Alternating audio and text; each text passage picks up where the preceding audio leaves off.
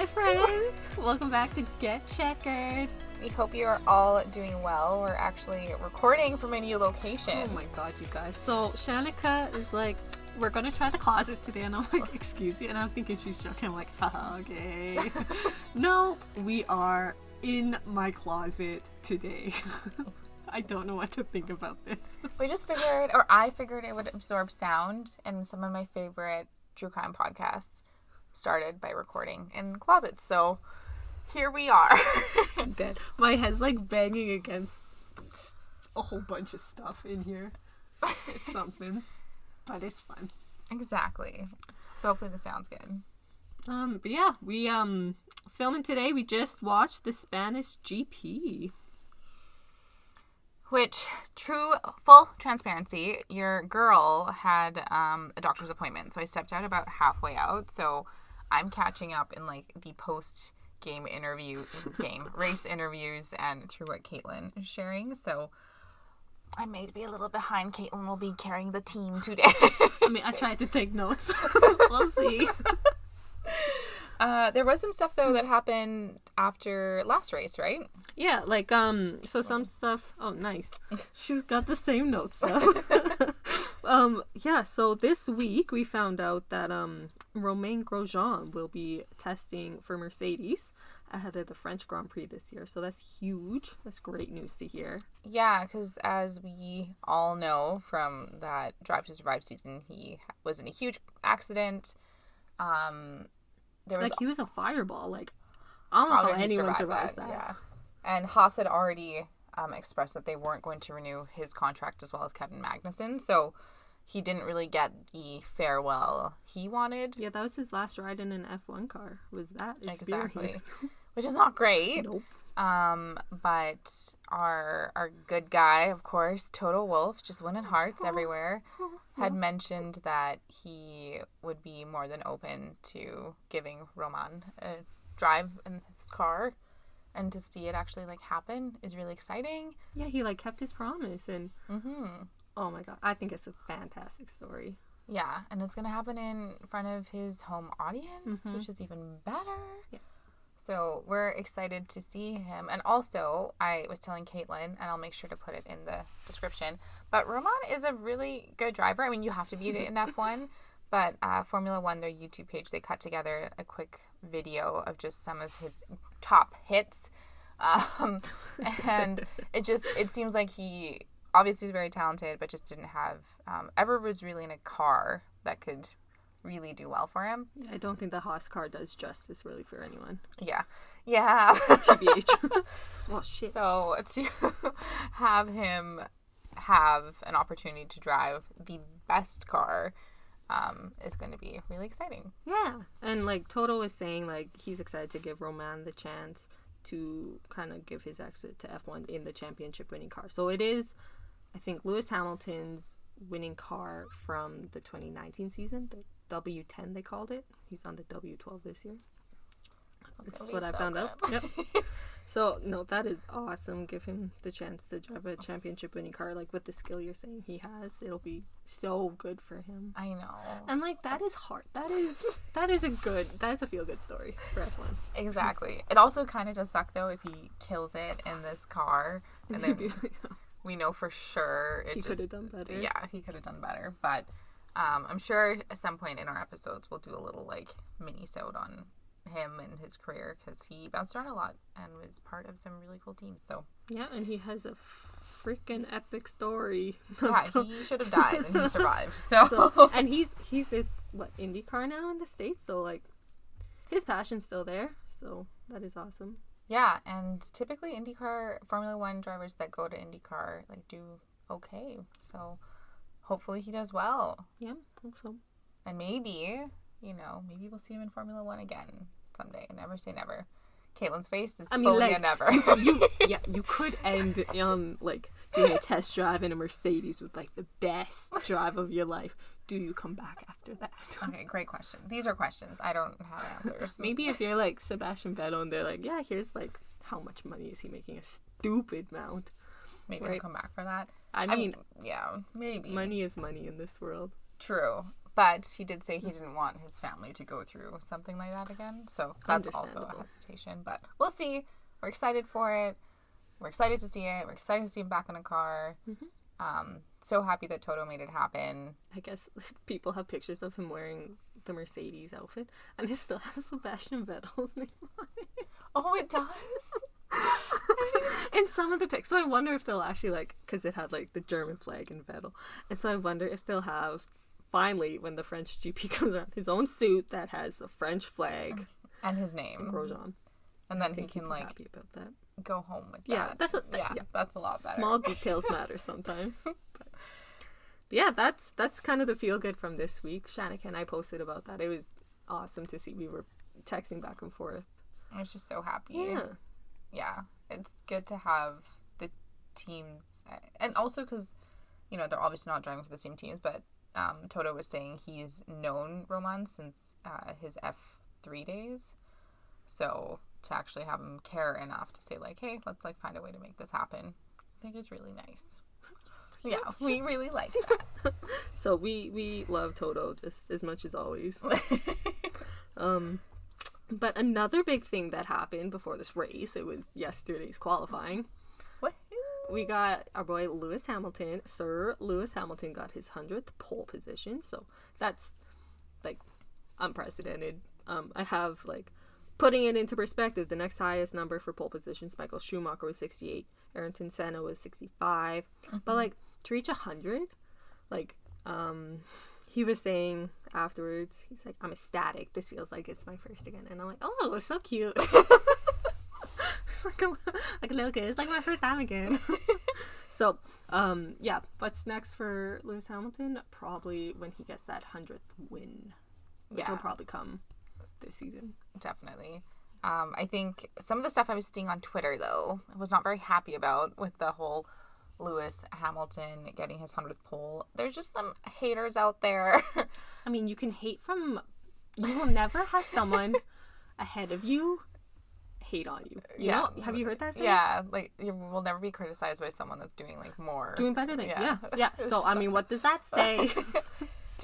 I think there's just this false belief, because there is this, the era of the Schumacher and Senna and stuff like that, which...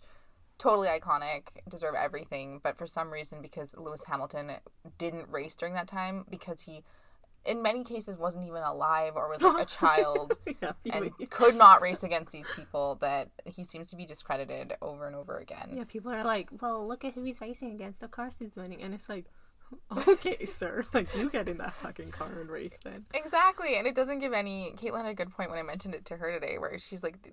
The people that say that aren't giving any credit to the people that are out there. Yeah, and, like, there's 20 spots for a population in this world of 8 billion people. Yeah. Right? Like, there's only 20. Like, they're phenomenal. Exception, maybe, perhaps one, but we don't mention his name. Yeah, the one we don't like talking about. But, yeah, so that's the only disappointing thing, but it's obviously so exciting for him, and, of course, for Lewis Hamilton just continuously being humble about it. Yeah. But we're watching history being made, which is so wild. Yeah, we're part of it, so that's exciting. I know! Yeah. He was, kind of piggybacking off what Shanika said, like, listening to Lewis after getting his pole, he's like, he gave so many props to the whole Mercedes team. He was saying they kept raising the bar. It's a dream come true for him to work with them. And, yeah, it's just, like, it's so humble and so kind. Yeah. Right? That's what you want to see. Like, it's not it's all my skill. Like, I did so good. Look at me. Like, he gets the praise, but, like, he completely gives credit where credit is due with his team. Exactly. As he should. Mm-hmm. Because that team has worked hard for him. I think he's being, like, a really good icon for the younger generation in F1, right? Yeah, the younger generation, and also just the way that, I would say, even for the boys, they're men that are, they feel like boys because they're so young. I know.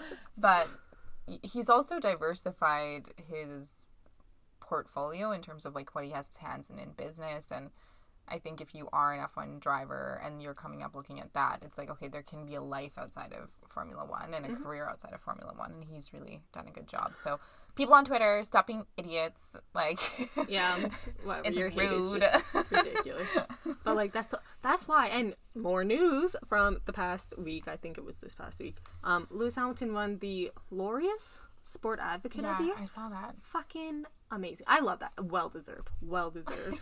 So it was Lewis Appreciation yesterday on our feed. Yeah, and it seems like for this whole week it's been a split between Toto and then Lewis, because just love everywhere. Mercedes killing it. They're doing so well. All right, what else happened in qualifying? We have so I was telling you earlier about a meme I saw, and it was kind of fun because it's like everyone looking at Hamilton and he has his 100th pole and they're celebrating him, and then Danny Ricciardo got 7th, which was very good. Yeah, especially for the rough few weeks he's been having. Exactly. So like people were like looking at him like, oh, congrats, and then kind of at the bottom of the sea sunk. I think it was the Pirates of the Caribbean meme and it was like sunk at the bottom of the ocean strapped to a chair. Ocon, he got P5. That is absolutely incredible. And just like no one cared. No one said nothing. Which is so sad, and I really want to do an episode on him because he has such an interesting come-up story, but he does seem to still be a bit of an outsider amongst this whole group. But for Alpine to qualify in P5, huge. Alpine, yeah, it's huge, and like Caitlin said, literally no one cared. It was kind of funny, but like in a sad way. But no, huge props to Ocon. Uh-oh. Yeah. I have our sweet boy Lando was P9. He's saying like, I know we have more to give though, so that was promising to hear after that. And then Charles, he also qualified in 4th because yeah, he did. Yep. Which is really good for the Ferrari, especially given, you know, sort of the mess that happened at the end or mid of last year. I still want to know, FIA, if you're listening to this, what they actually were doing to their cars that was like kind of outside the rules that they stopped doing, and then all of a sudden the cars were so horrible and they got in trouble for. Interesting. I want to know. I think you should make them public. Please let us know. If they're cheating, I need to know. Yeah, no, so pretty good qualifying, like top 3. So Lewis, Max, and Valtteri. Within what was it? Point like a 10th of a second. How close was it? Small margin. That's all I have in my notes. Caitlin gotta get fucking better with the notes. But yeah, no, super tight up there. So we were super excited going into this race to be like, ooh, we got a race on our hands. And we did, folks. Yeah. We obviously, I think all of us knew going into this race it was going to be Mercedes versus Red Bull. Let's see. I will say, I know I'm a Checo stan. Oops, why is she... Sorry, so many beeps going on at once. I'm a Checo stan, but he had a really rough time qualifying. So when it comes to this Red Bull Mercedes, it was definitely, at the get, it was like Hamilton, Verstappen, and Bottas. So Shanika and I were looking at the standings, and it's like, after this race, Bottas is back in 3rd place. But it's like, if Bottas kind of starts dragging his feet again, or if he crashes in a few races, like Leclerc and Norris are right there. Yeah, they could pass him, and that would be epic. I would love that. That's have these young guys come up, the young guns, and like we keep forgetting that Max is super young too. Not really forgetting, but like he's already up there. I don't think he's an underdog, like a young underdog, the same way. Yeah, I think it's so different. He's in such a good car. Yeah. It's different. How'd the start go, Caitlin? Okay, okay, so we're going to get to the race. We're in Barcelona. Which, again, we're very sad that we couldn't get out there. If Shanika and I can go to Barcelona and see a race, like, we're going to have the best time of our lives. Yeah, we really love Spain, so definitely wish we could have been out there with them. But interesting, we were talking about, and historically, people really don't like the track of Barcelona. It makes sense though, because looking at the race today, it was clear that you could not overtake really anywhere. And it's not an easy track. Yeah, and there was a few places where the Sky News commentators were saying this too, but as soon as someone got the ability to overtake, it just, the straight was so short, so then you'd be like clipped basically, and you couldn't overtake someone, and then you'd be in all the turns ever. So, and I heard like they changed the track pretty recently, or last year, I don't know, but it turned to be less of a hairpin towards more of a sweeping turn, and they said that was worse for overtaking. And I'm like, so what? Why are they doing that then? Like, who's designing this track, and why are they doing these moves? They probably had their reasons, but like, spectators, come on, you guys. we need a show. Exactly. But, yeah, no, it was quite the start though. Yeah, and I think something that we were both not expecting. Well, it's like, because we saw kind of the same thing. Was it in Portimao where It was Bottas. That was out front. Was it? Yeah, I guess so. And like Max he fucking just blasts off the start, right? Like he's killing it coming off that front line of the grid. And then in the first two turns of this one, I thought him and Hamilton touched. Like I thought they bumped. But I guess Hamilton pulled away. No, he no touch at all. It was wild, you guys. But yeah, Max turns out he like, in a way, you can visualize it as he like bullied his way past Lewis, because Lewis wasn't willing. I think it's better to maybe let him pass on that one than to crash and be out of the race. Yeah, and that's where experience plays in for sure. Yeah. Where Max is being aggressive, very aggressive. So they're saying like he's playing with his elbows out. I'm like, yeah, he's like a fucking like move out of my way, bitch. Yeah, he's totally just planted himself in the right place and wasn't backing down. And Lewis did the smart thing, which is let him take the lead, so you don't have to worry about destroying your car. And what was also surprising was that Charles came blasted out. Yeah, I don't know. And in the post-race interviews with both Lewis and Bottas, they were both saying that with Max was in his blind spot. So like Lewis Hamilton, by the time he got to react, it was that tight turn and there was nothing Lewis could do. And then with Bottas, it was the same thing where he was like, yeah, like freaking Charles just like didn't see him and he like flew by me. We were commenting earlier about like, they have these little mirrors. Do they ever use them and do they work very well? Apparently they didn't work that great. Yeah, seriously. So Charles was in third and riding in third for a while. Yep. Charles had a phenomenal race. He was pretty stoked on it too. He was pretty stoked on his race afterwards. It shows the speed or the Ferrari is actually doing a lot better than I think any of us thought. Yeah. And who was saying that? Lando said that in his post race. He's like, I don't know why people aren't giving Ferrari more credit. Like they're doing great.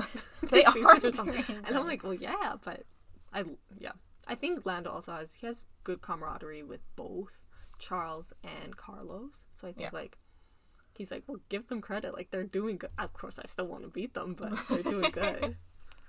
So that was just the beginning of it, basically. Yep. Tires and strategy, huge part to this race. Very cool to see. We'll get through some of the key strategy moments, but we'll go chronologically, kind of what happened. Like lap 7, our boy Yuki Tsunoda, he just like the engine failed. What happened? He just engine stoppage. Yeah, out of nowhere, we just hear like the Sky News people say, "Oh, there's a stoppage," and we look over and Yuki. They cut to his audio and he's like, "The car stopped. So he like the engine died or something, which is not good. I have like a sneaky. I mean, obviously, AlphaTauri wouldn't do anything to harm him, but you know the qualifying post interviews were so Yuki kind of put his foot in his mouth. Like he, instead of expressing frustration at himself, he expressed a lot to the team, which he then apologized for. But interesting. I didn't even put that together. Yeah, and I was just like, ooh, for him to have issues like that. Obviously, I don't think anything happened, but Shanika's a conspiracy theorist. Yeah, we love a good conspiracy. But it's also like really rough for this guy. He really needs like one race where he's completing it, not crashing, not behind like. He has 0 points, right?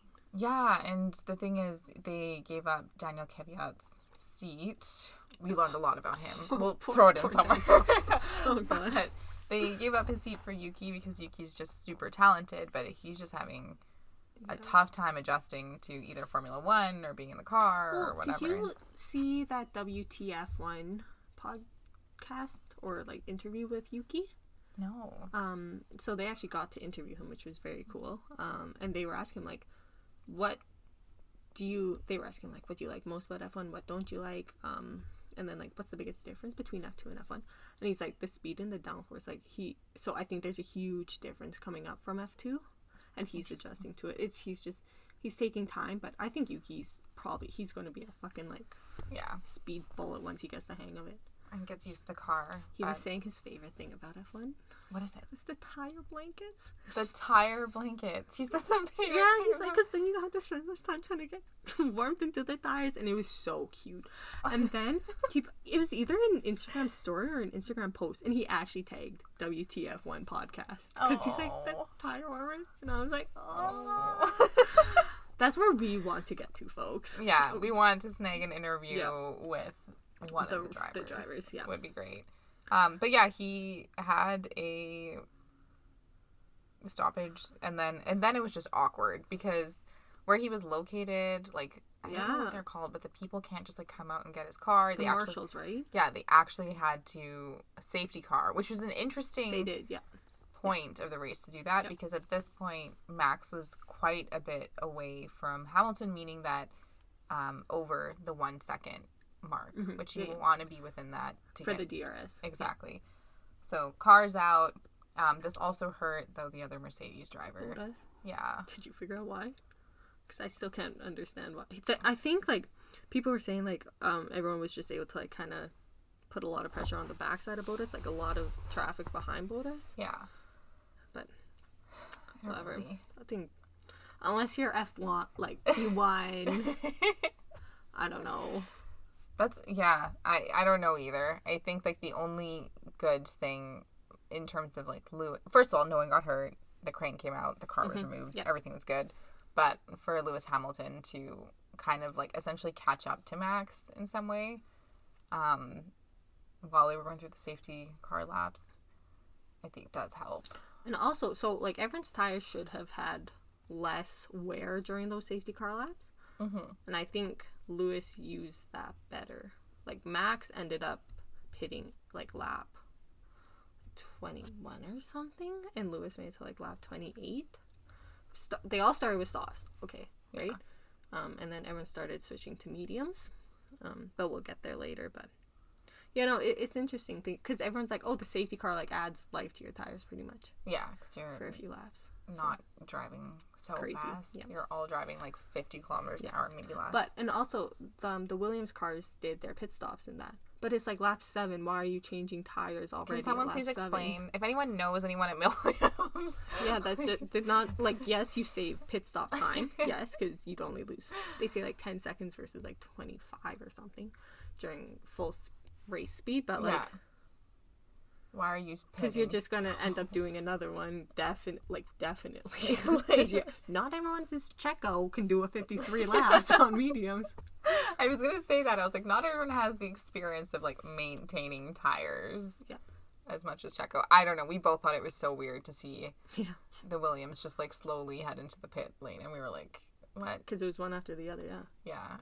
Not sure what was going on there, or what the decision was, or why it happened. But speaking of pit stops, we have Giovinazzi, who went in for his shortly after. I can't remember when. But yeah, you guys, wild fucking pit stop. And Shannon and I are just watching. We're like, what is happening?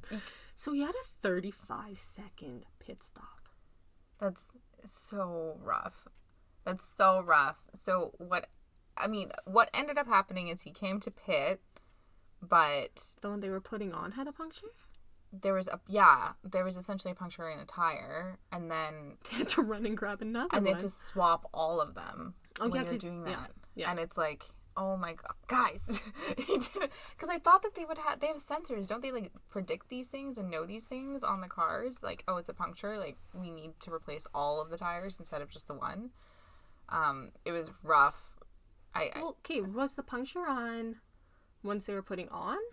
No, I think it was on the one that they were taking off. So they should have had 4 ready in the first place. Maybe you're right. Maybe it was the one that they were trying to put on. But like that, does that not seem weird too if there was a puncture in a brand new one?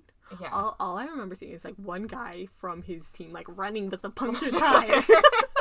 He has to come back with a non-punctured one, and it was messy. Super messy. And I think with Alfa Romeo, which is his team, I don't know how long his contract is, but if I was him, I would be definitely nervous about my seat because of just not being in the points. And then, I mean, this stuff he couldn't control. It was his team, but I think this is like the year where he really needs to do well. Yeah, they need their drivers to. And also his team needs to freaking be there for him and not do shit like that. Yeah. Yeah, so we saw the highs in this race with Mercedes. We saw some lows. Yeah, and it's rough. Like, you want everyone to succeed, obviously, but it's just like when you saw that and you just see the time just ticking, and the team scrambling, because when something goes wrong, they're also uniform and, like, ready. And then I feel like when one thing, like, if they're not prepared, then it just, like, throws everyone off. And like Caitlin said, you saw him just, like, running with the tire, but, like, really awkwardly. It was just poor guy. Caitlin said it best. It was a mess.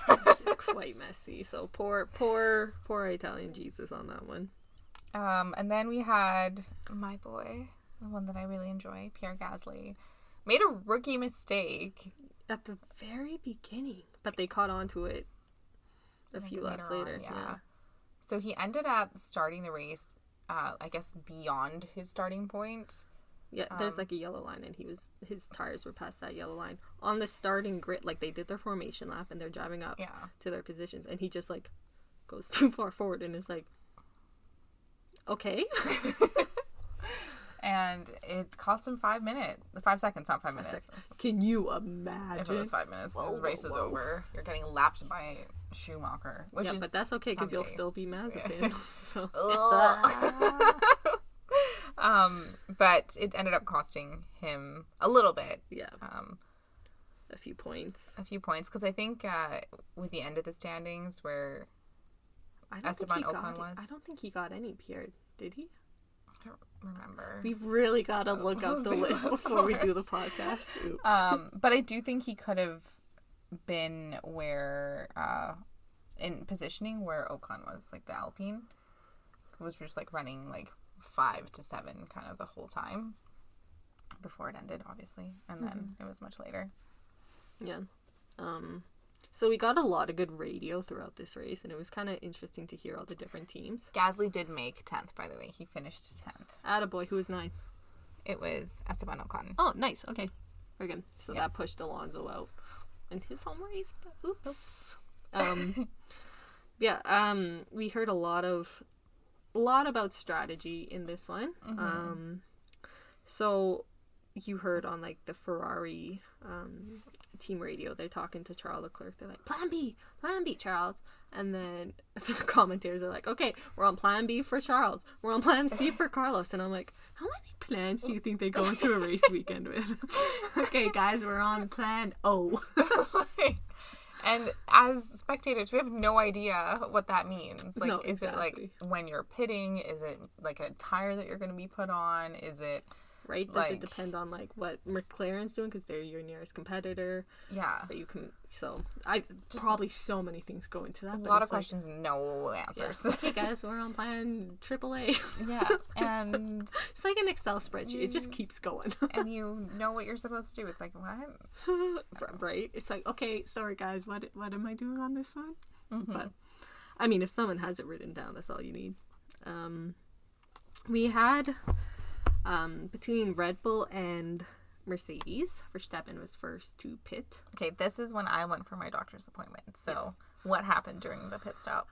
So I have in quotations, it was slow. It was over 4 seconds with Max for his pit stop. Which, they have the current record for the year of like 1.9 seconds as a team. So it's slow for them.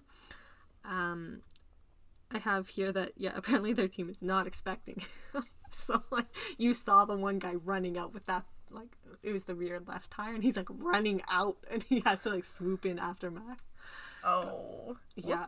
I mean, okay, go for it. So, it was, and something else that was weird was, so Hamilton was behind Verstappen at that point, but Verstappen goes in, changes tires, and Hamilton's out in front, and so he's trying to overtake, do a few more laps. Yeah. And gain as much distance while Verstappen's warming up his tires. Yeah. But so he has to lap a few people, including Mazepin. What did he do? So he didn't fully like allow an easy overpass. Why does he do this? Right? So he had the blue flag. We got insight into like the FIA radio between Toto talking to the race officials. Yeah. He's like he cost us time pretty much. And he was complaining about Mazepin. I'm like, this is the second race where Mazepin just did not do what he was supposed to do. But the blue flag, no, exactly.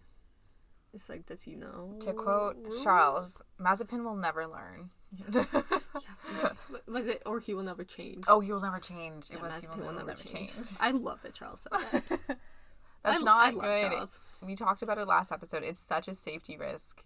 Yeah. And then, like, yes, it causes things for the team and you lose time, which in a race like that where it matters. Use every the top 100th three of a racers second. in qualifying all within a tight frame. Like, you can't be doing that. Yeah, and then to the top racers. Put drivers in a position where they need to slow down, where they're not expecting it because you won't pull to the side and let them pass you. Like, come on. It's like, why are you allowed to stay in F1? You're not good enough. You're blatantly disregarding rules. That's all about the money. And stay tuned for a future mini-sode. I won't say more. I want to keep my legs on the economics of Formula One. I did some deep diving, and there's a reason. Shannika's going to kill that one, and she's going to teach me and you guys a lot on that.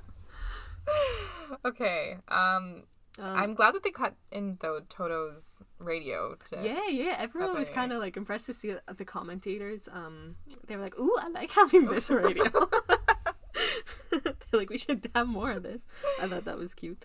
Okay, so Hamilton, even before, how did it go? Because even on, like, we saw Red Bull, sorry, I'm having a really hard time with words. Red Bull was having like a harder time with the tires. And then Max changed to like 21. And yeah, Mercedes were still not great with tires. Like, there was some, it wasn't perfect.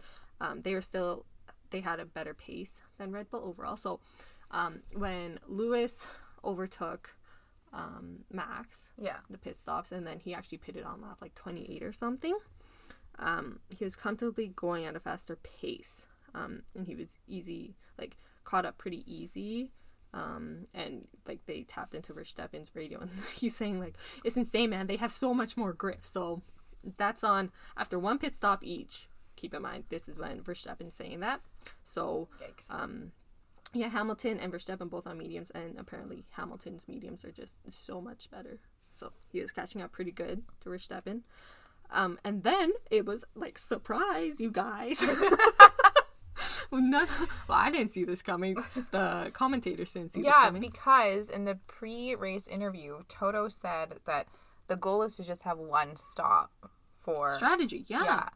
And that did not happen in the best way, I suppose. Right? It was like, oh, surprise. Hamilton just cuts right in, goes for a second pit stop in like lap 40.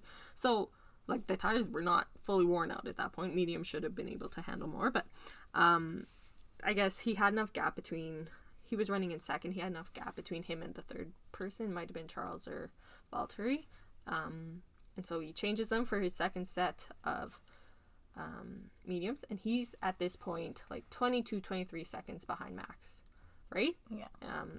There's like, I don't know, I have like 22 seconds, 23 laps to go, roughly those numbers, you guys, and we just see a fucking show from then on out.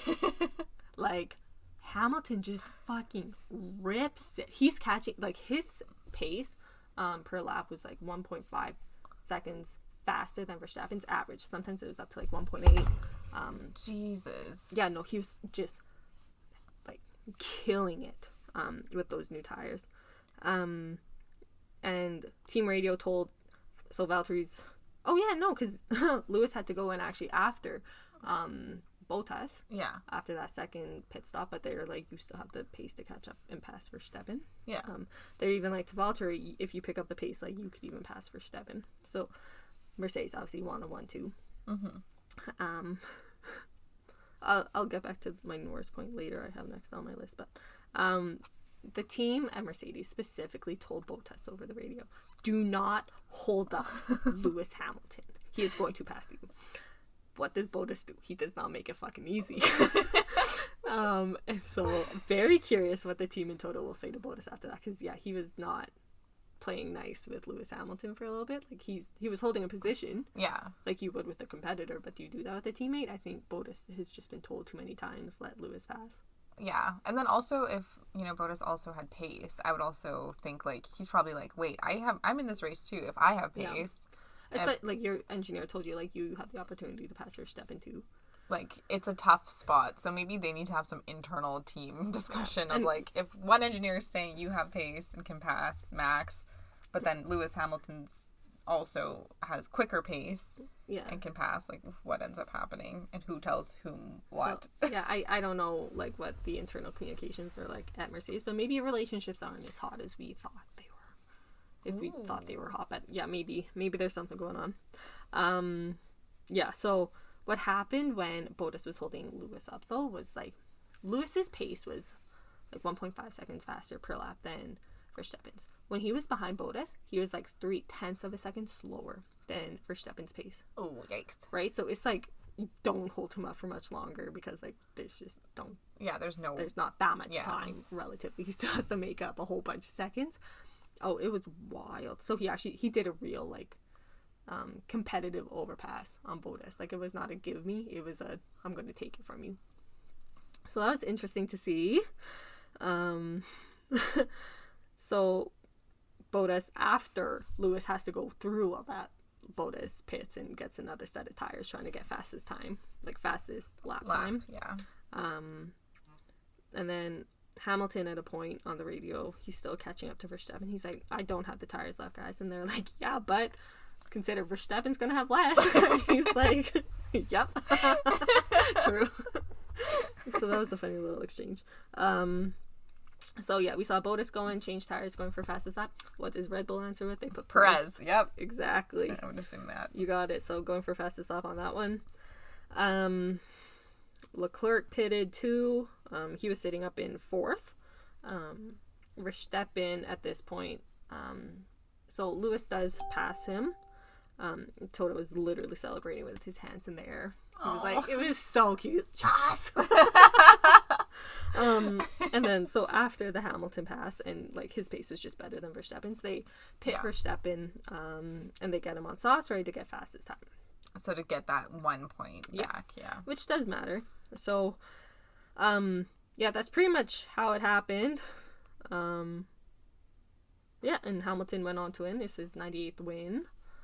Sixth win at Barcelona for him. Wild. Right. So everyone's saying it's like a Mercedes racetrack, so I guess the Mercedes car is just well fit for that one. Which I thought it was supposed to be a bit more of a Red Bull track, so I don't know what Sky News person told me the wrong thing. I know, come on, you guys. So the final, I guess, like, top 10 was Pierre Gasly in 10th place, Esteban Ocon in 9th, our boy Lando Norris in 8th, Carlos Sainz in 7th, Danny Ricciardo in 6th, Sergio Perez in 5th, Charles Leclerc in 4th, and Leclerc. There we go. Come on, we both took French in school. I know, just butchering these names. And then 3rd was Valtteri, 2nd Max, and 1st was Lewis Hamilton. Yep. So drivers' championship standings shuffled a bit at 3rd, but Lewis is still at 1st, Verstappen's still at 2nd, and Valtteri is now back in 3rd. It was Lando for a while, but like we said at the beginning of this podcast, there is opportunity for Lando and Leclerc to fucking just, like, get past Bottas for this year. I think that's possible. I would love to see that. Yeah, it would be good to see for these young guys. Yeah. I didn't know that Charles ended up in 4th. That's really good. Yep. He started on the grid at P4 and he ended at P4. He was thrilled with his race, so that was really cute to see. He was really happy with how that went. And he's like, the car's so much, like, big improvements from last year, so he's really excited for Monaco. Understandable. He's how do we pronounce that? We don't know how to pronounce when someone is actually born in Monaco. Montegues? Something. Like, I'm glad Caitlin's trying. I'm, like, not even going to try because it's just There's a G in there, though. Yeah, that's what throws it off. Me up. Yeah. So he's one of the few people that's actually from Monaco. Yeah, so he'll have his home crowd there. Yeah, I guess out of this, like, top list, so excited to see Danny in 6th and, like, actually get some points. He's having a rough time with adjusting to the McLaren. Yeah. But I watched the post-race interview, and I kind of gave Shanika the debrief on this, but it was a very awkward interview. He was happy with the way the race went, so that's good. But, like, he kind of sits up with the two Sky News guys, and he's playing around with the microphone stand. He's like, oh, this is, like, the way they did it, like, with the old-time singers. Mm-hmm. And then they're like, oh, yeah, like, they bring up Freddie Mercury, and then Danny Ricciardo starts singing fucking Elvis. Starts singing Elvis Presley. And I was like, oh, what are you doing? Oh. And yeah, he kind of got called out on that, and it was kind of awkward. I felt somewhat uncomfortable, like awkward laughing throughout that. But yeah, no, he was happy with the way the race went. Sainz wasn't thrilled with it. Yeah, I'm also surprised that Sainz is so... I mean, he's not so much farther down, but I would have assumed he would have been within the, like, closer to... Yeah, and like, he wanted Ferrari. To. It's his home race, and he wanted a good showing. Sainz is very dependable, though. Like, he'll always get in the points, but I think he was also expecting to be a bit higher. But again, I guess, like, Danny just felt more comfortable with the car, could go faster. I was surprised Sergio didn't take fourth. He's... I don't know. Come on, Sergio Perez. Expect more from you. I mean, okay, so as you probably can tell from our previous episodes, Shanika's all for Checo. I'm like, I don't think he's all that. So we'll see which way the season goes. We want to have some competitiveness going. And that's why I like Charles and Lando. Yeah, they're doing really, really well. They got a lot. I think Lando could have been higher up too. He ended, what, 9th? 8th. 8th okay. Overall. But Alpine, again, I think the surprise hit. I will say it was kind of a disappointing race for, I mean, aside from Yuki, but Fernando Alonso, he just, like, dropped down the rankings, got 0 points, and to have the Alpine teammate land in 9th. And in the points, not so good, and that's also a home race for Fernando Alonso. Yeah. I would have expected more from him. Not great. And then my other concern is just around freaking... Aston Martin. Like, they have way more money. They have Sebastian Vettel, who everyone knows, world champ. Yeah. Even Lance Stroll was doing a good job today, like, keeping people off his tail for a while, but they're just not performing, I think, the way that they want, or the team wants, or anything, and I'm not sure what the hell's going on there. You know what I heard was very interesting? I was reading some articles this week, and they're saying that under Lawrence Stroll's organization, like, people are becoming so demoralized. Oh, work culture. Okay. So maybe that could help explain. But I found that interesting because it's like, he does strike me as a very... Should I be saying this on the podcast? Like, it doesn't surprise me that it's become a demoralized culture under Lawrence Stroll. Yeah. Which is Lance Stroll's dad, who is a billionaire, who essentially bought, like, the team. And is funneling money into it, which, again, puts, like, a really tough position on everyone, because drivers that maybe deserve to be in Formula 1, not to say that Lance doesn't, I actually think he's pretty good. Yeah, he's, I think, better than what anyone's expecting. Himself, But it definitely means that Lance will always have a seat as long as his dad is pumping money into something, so... Yeah, so that was disappointing for me. Like, you read articles this week, I was doing a lot of research on Sebastian Vettel, and I'm like, this guy has had this insane career and is fun. He's like, hilarious, so fun in interviews, and seems to be having a good time, but he just is not, like, the car or the team or something is just not clicking. I would expect someone of his caliber to be somewhere in the points, so hopefully going forward they do get there. I pulled up the most random YouTube video this week, and I was watching, like, some of the, like, nice celebrity F1 houses, and Vettel's was, like, it wasn't in a city, it was, like, in the Swiss countryside, but it was still, like, a mansion. But I'm like, that is very Vettel. To have just a giant castle. Versus someone like Danny Ricciardo, I guess, bought a nice, like, Beverly Hills home that's very swanky and modern. I'm like, that doesn't surprise me either. Oh my gosh. So where are we heading to next, Caitlin? When's the next race? We got 2 weeks, amigos, but we're going to Monaco. We're going to Monaco, which is where all of these people live, basically, because We love a good tax haven. But I think it'll be a really good race. There's more space to overtake, I think, in Monaco. I think so, yeah. It's slower. Like, it's not a whole bunch of long straights, I don't think, but it's a lot more turning and a lot more cornering, a lot more overtake possibilities, I think. So but it is a skinny track, right? Right, that's what I thought. So, I don't know. We'll have to see what happens. Apparently, they're going to have, like, 50% capacity. They have people in. Yeah, they're starting to bring fans in again. So that brings that hope that Shannon and I will make it to Monaco. At some point in our lifetime, please. That would be nice. But yeah, this is like the home race. This is the race that everyone seems to love. This is the race that normally has a big fanfare. It's very much a big event. And obviously with COVID, things may be a little bit different. But to know that there's actually going to be spectators and, I don't know, will they have yachts out? Like, I don't know. Just wealthy people things, I guess. Do you have a prediction? Do you want to give a prediction? Okay, so Red Bull is saying, like, they have to win. Well, not Red Bull saying this. Sky News is saying Red Bull has to win Monaco to, like, keep the pressure on Hamilton. Like, I think, and to this point, Toto Wolff and Christian Horner were interviewed at the same time. And they were giving each other kudos, right? It was kind of cute. They're like, Max is really pushing Hamilton to be his best, like, perform at a caliber, like, unforeseen before. So, lots of good stuff there. And I think, yes, Max will put a pressure on, I think, every single race. Yeah. But if Lewis keeps coming out on top, then people are still going to be like, oh, F1's too predictable. But it's like, it's really not. It's really not. He makes half a second mistake and he's fucked by now. Yeah. So it'll keep things interesting the whole season long, I think. Do you have like are you hoping like a top three? Yeah. Oh my god. 3. Okay. Oh, realistic or optimistic? Oh.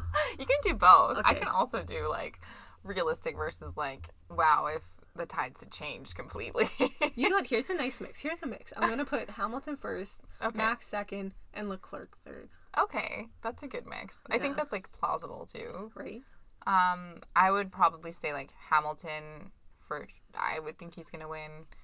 Max in second, and then likely Bottas in third. But I think an optimistic, probably never going to happen, is could we see Yuki Tsunoda just completely get on that podium? That's an option. I would love to see Danny Ricciardo maybe say. Yeah, that'd be nice, yep. Third. But Caitlin's also right, saying Charles. I think, Charles will pull something out of the bag for his own race. And then that would be a good third. But yeah, I think the third one could sway with. 1 and 2 can be hard. But, you know. Something can happen. I know. It's Formula if Max keeps pushing that first corner on Lewis every time, we could have a crash between the top two one of these days. Yeah, that's true. And hopefully not. Yeah. Safety and all that kind of stuff. But they have been really duking it out, and both of them. It's a tight thing at that first corner. They don't want to give it up for each other very easily. No. So it's more like... I think immense respect for them, but they hate each other on the inside. So we'll end up seeing what happens. But I think, like, Monaco's in 2 weeks, everyone. So we'll have some time to sleep in on a weekend. Like, that would be nice. It was rough this morning. It was early. It was really early. 6:30, like, up, rolling out the door, on running. A Sunday. But we get a lot done. I mean, am I going to go back to sleep and have a nap? Maybe. Probably.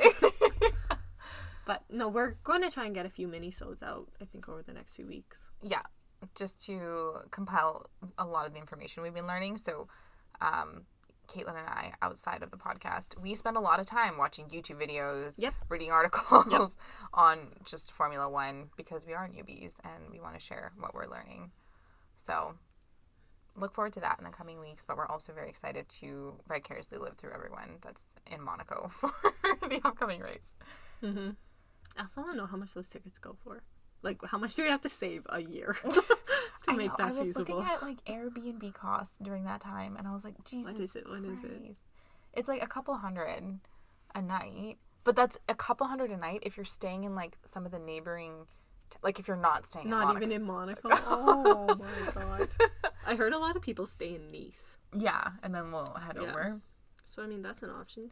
That's an option. Could still be We're trying to expensive. manifest. We're putting it out in the universe.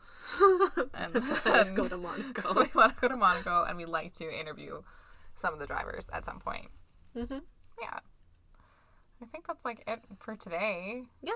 It's a very I rainy think so. day out of Calgary.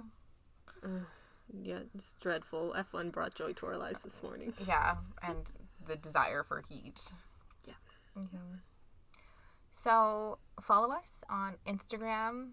We're pumping out great content. It's honestly great. And Shanika with these wallpapers is just like artistic genius. Thank you. And what other things? We're on Twitter. I'm trying to not bring my snarky Twitter personality to our account. It's hilarious though. It's you though. But it's coming a little bit with these people being rude. And we are on every platform. I think at this point we officially got approved to be on Google Podcasts, so we're there. Hey, we had to be approved. You have to be approved, yeah. That's a thing. Dirty dogs. And Do they run like background checks on us or something? No, I think maybe through like the content. I feel like they just Oh, try to make okay. sure it's not like, I don't know what it is. You have to wait a couple of days. Just Interesting. FYI, if you want to start a podcast, you can get on Spotify like right away, but iTunes and Google Podcasts. I don't know who uses Google Podcasts, by the way, but it's fine if you are. You have to wait a few days, so just be aware of that. Is there anything else that we should add? I don't think so. We'll probably, if we missed anything, we'll probably bring it up in one of the following minisodes. So stay checkered. Stay checkered, amigos. Get vaccinated if you're in Alberta. Woo! Yes, sign up. Let's make this thing come to an end. Yes, and we will be back next week with all new episodes. Yep, we will talk again soon. Bye. Adios.